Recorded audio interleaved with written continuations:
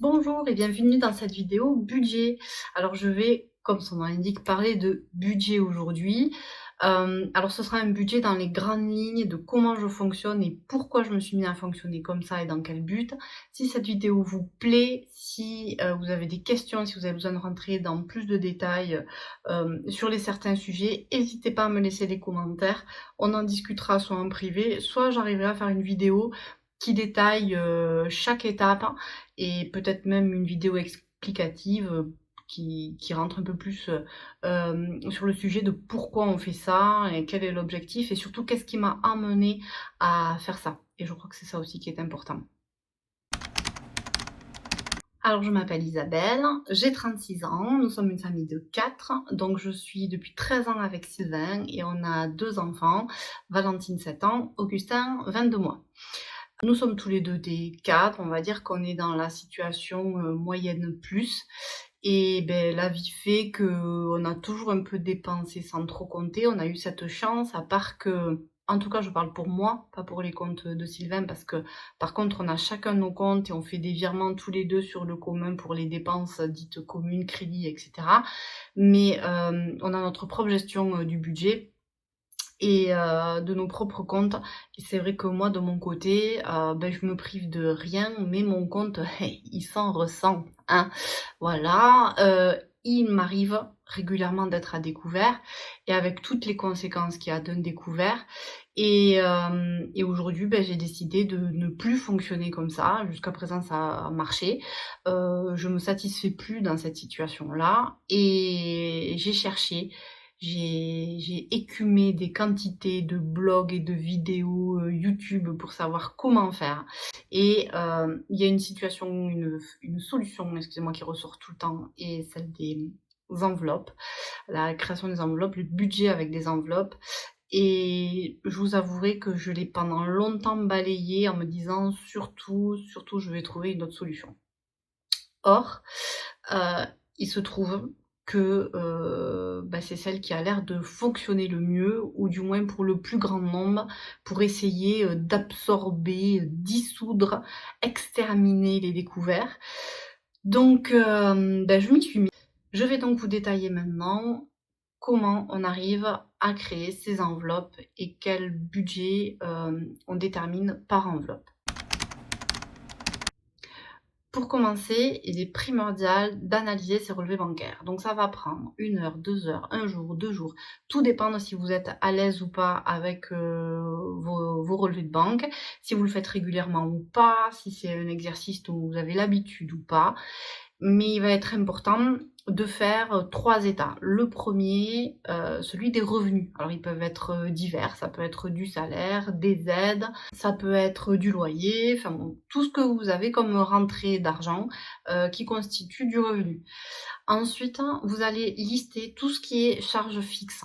Donc charges fixes, on va être sur du crédit, sur du loyer, sur de l'eau, du gaz, de l'électricité. Moi, j'y inclus mon crédit voiture qui revient tous les mois forcément.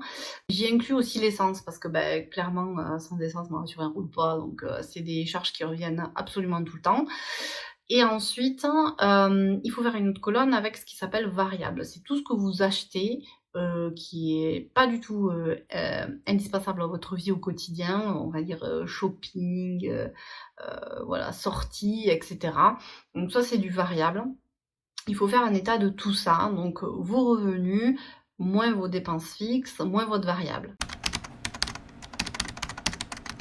Suite à l'établissement de mon budget, il ressort 5 postes qui reviennent en permanence toutes les semaines, où j'ai des dépenses toutes les semaines dessus, de créer ces 5 enveloppes. Donc c'est des enveloppes que j'ai créées moi-même. Je vous ferai des petits DIY si vous voulez là-dessus. C'est très très très simple et ça demande peu de budget avec notre ami Action.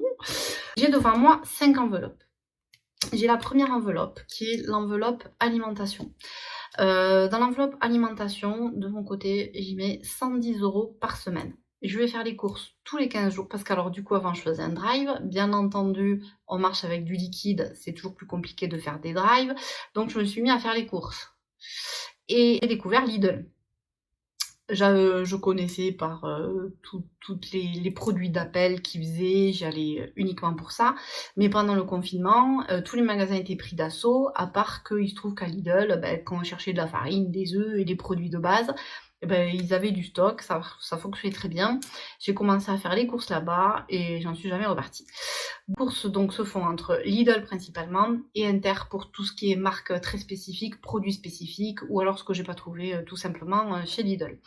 Donc tous les 15 jours, j'ai 220 € de budget pour faire mes courses pour toute la famille. À savoir que dans ce budget-là, alors c'est l'enveloppe, elle s'appelle alimentation, je devrais plutôt l'appeler courses, parce que contrairement à d'autres que vous verrez sur internet, je n'ai pas d'enveloppe hygiène, enfin hygiène pour tout ce qui est hygiène féminine, produits de soins, etc.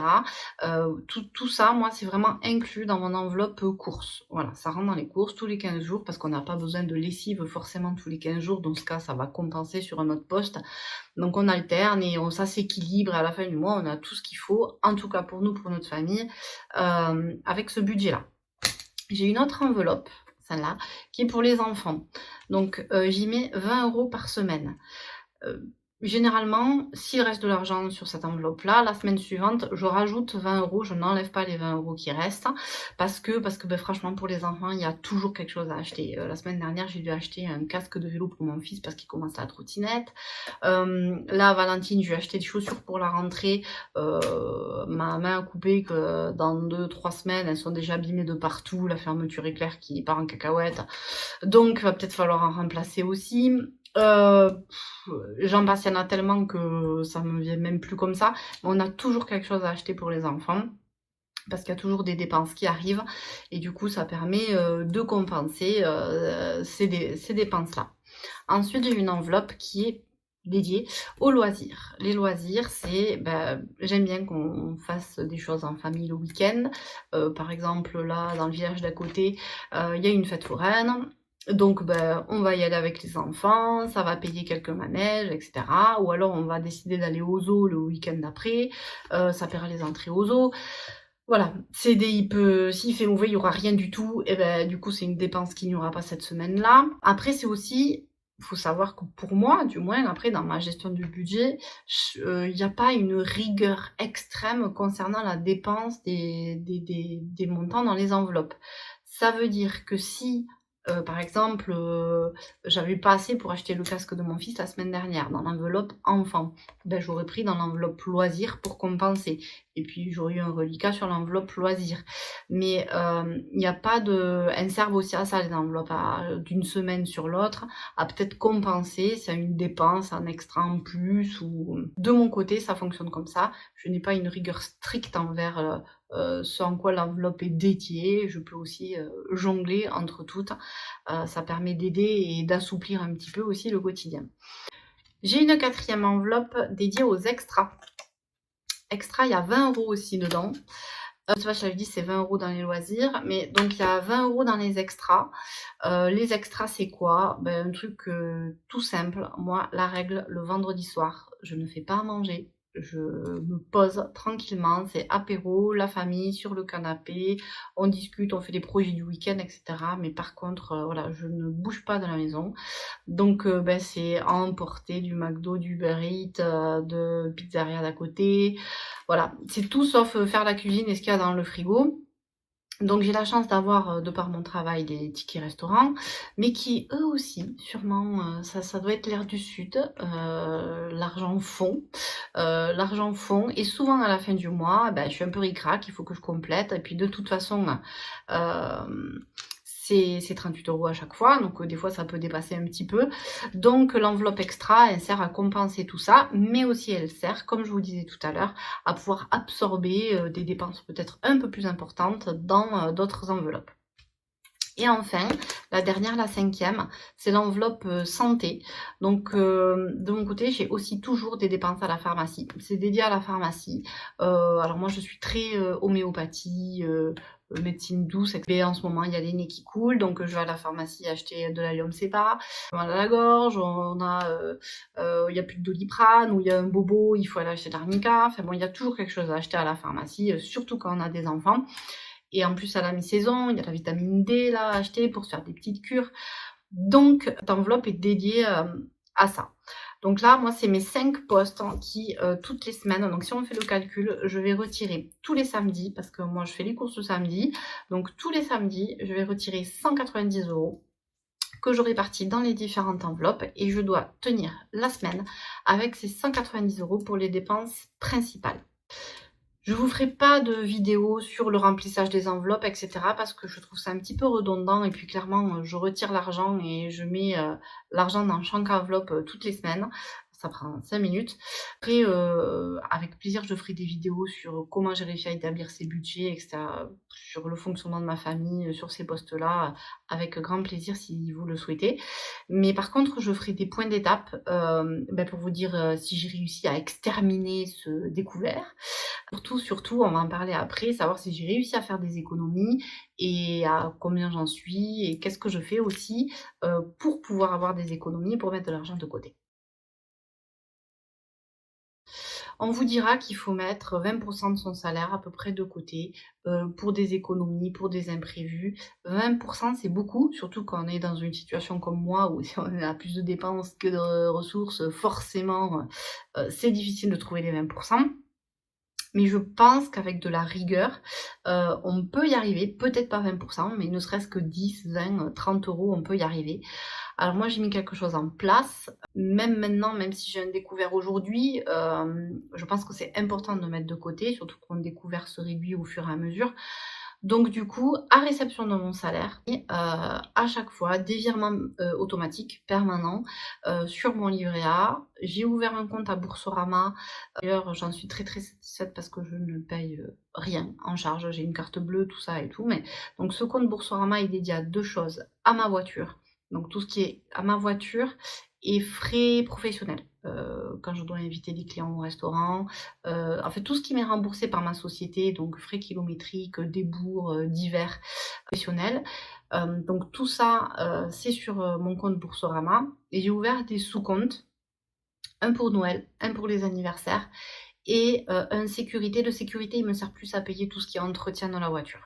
Donc là, j'ai des virements automatiques qui partent. Donc sur le compte commun, le premier, le principal, le plus gros, c'est sur le compte commun pour payer tout ce qui est commun à notre famille, la maison, les crédits, etc.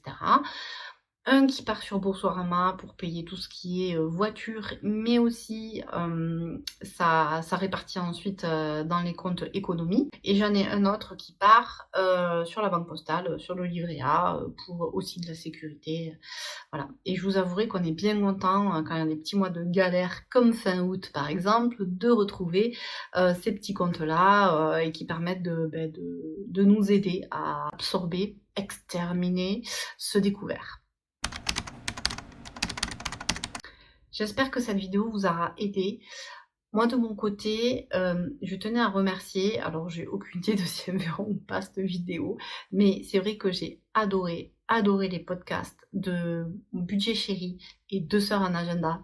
Vraiment, elles expliquent simplement comment elles fonctionnent, comment on peut faire, avec, des familles nombreuses, ou pas. Motivant, inspirant et surtout celle qui m'a fait comprendre qu'en peu de choses, avec de la volonté, on peut faire beaucoup de choses. C'est Anna de la petite budgeteuse. Donc je la suis surtout sur Instagram et sur son blog. C'est vrai qu'elle a un parcours hyper inspirant. En 2 ans, elle a réussi à faire des miracles avec son budget. Donc bien sûr, on n'a pas rien sans rien, hein, ça c'est une évidence. Mais je me suis dit, bon ben voilà, si elle y arrive, je peux y arriver. Elle me poste régulièrement, elle fait plein d'informations, elle explique beaucoup mieux que moi, vous verrez. Allez sur son Insta, tout ce qui est, dépenses fixes, dépenses variables, actifs, passifs. Un livre aussi est très, très inspirant. Alors je vous avouerai que le lire, pourtant je suis addict aux livres, je n'ai absolument pas pu le lire. Je n'arrive pas à lire les livres de développement personnel. Mais par contre, j'écoute les livres de développement personnel, je trouve que ça passe beaucoup mieux et Père riche, Père pauvre, a déclenché ou fait des déclics dans ma tête qui voilà, qui je pense m'ont permis aussi de grandir, de réaliser certaines choses et de me dire: «Bon ben cocotte, bouge-toi un peu, sacrifie, quelques pantalons, quelques vestes, quelques bottes, le maquillage, sacrifie tout ça un petit peu, hein, je pense que j'en ai bien assez dans ma garde-robe et ressaisis-toi et pense à tes projets et surtout vois plus grand. Voilà. Donc je compte sur vous, hésitez pas à me faire des retours, surtout hésitez pas à vous abonner. Accrochez-vous, faites votre budget, exterminez votre découvert et à bientôt pour de nouvelles aventures, pour vos projets et pour de belles choses. À très bientôt!